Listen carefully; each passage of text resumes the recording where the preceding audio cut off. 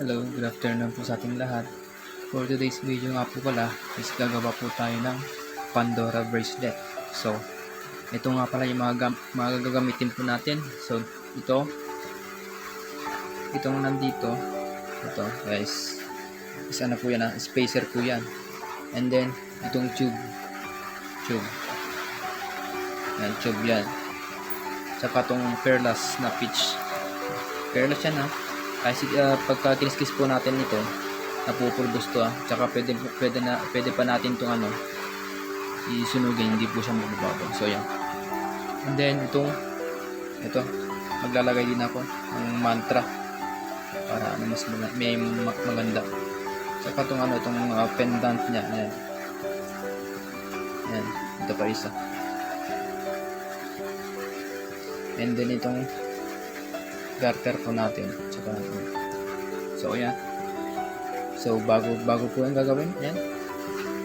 Intro na muna tayo. Let's go.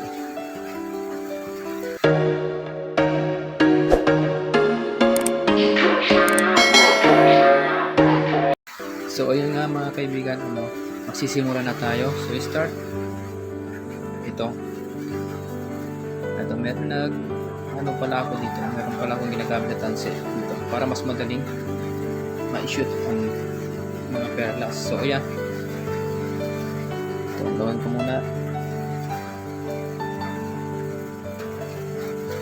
perlas muna isa. Ayan, and then itong spacer.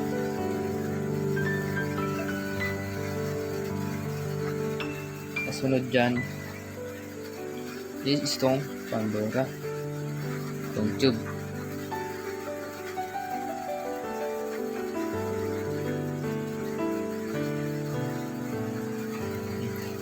And then the spacer na naman ulit. And then sunod mga perlas na naman. So ayan, ganun lang yan. Perlas spacer ganun. Perlas ulit.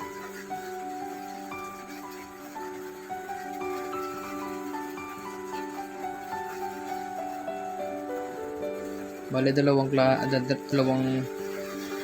design itong gagawin po natin. Sensya na. Bulol ako.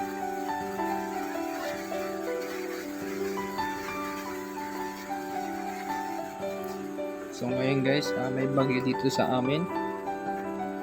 Kaya wala akong magawa. Kaya ito magawa tayo ng Pandora bracelet.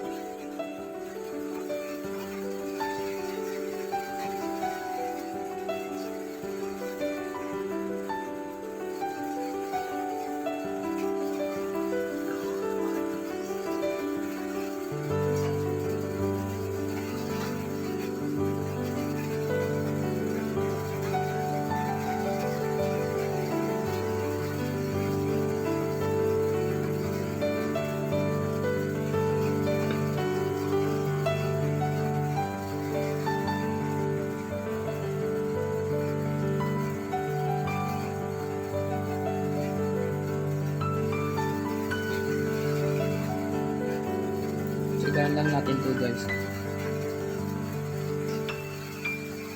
Ito pag gumagawa pala kayo nito, depende na sa inyo kung ano yung mga gusto yung design. Itong mga gamit ko meron sa mga Shopee yan mag-research lang kayo.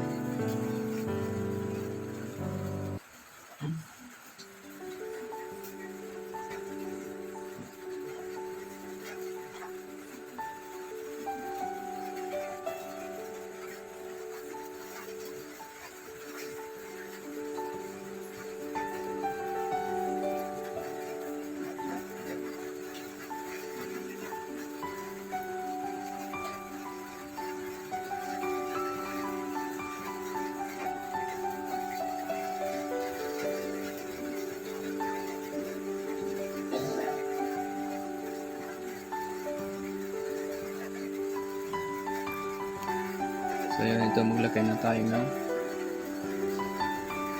pendant niya.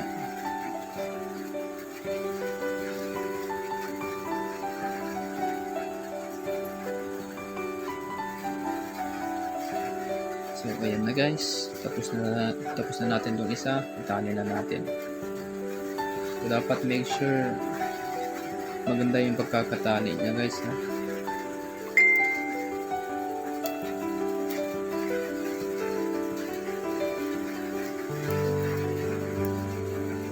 So, yun na siya.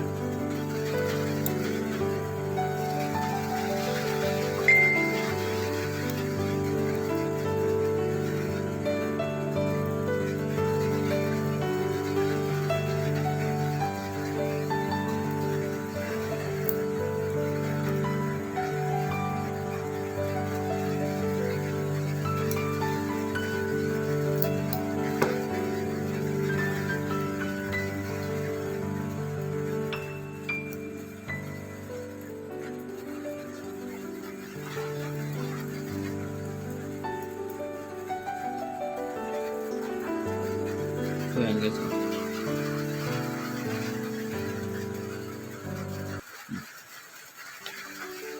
Pagkatapos naman, ito namang isang design. Ganun din pero lalagyan ko lang ng yung design dito. Ilalagay ko sa gitna yung mantra. So, ganun din ang proseso mga guys ha. Meron lang akong ilalagay na design. So, yung perlas ulit. Saka itong space yan.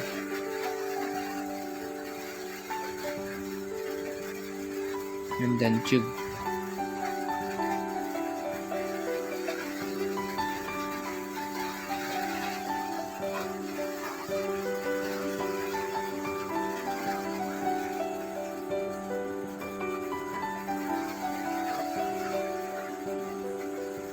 Medyo maliit kasi itong ko.